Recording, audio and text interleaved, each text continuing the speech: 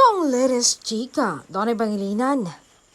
Tinanong kung si Belle pa rin ba o iba na ang laman ng puso niya. Ito nga naging sagot ng Matini Idol.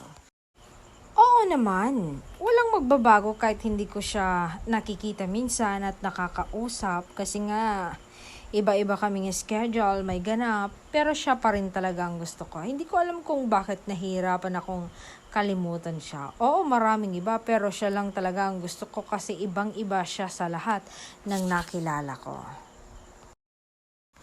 And whatever happens, never magbabago yung feeling ko para sa kanya. I will always choose her. Hindi ako maghanap ng taong mas higit pa sa kanya dahil alam kong walang makakahigit kay Belle. Hindi ako aalis sa tabi niya at araw-araw ko siyang iintindihin. Siya yung definition ko ng swerte.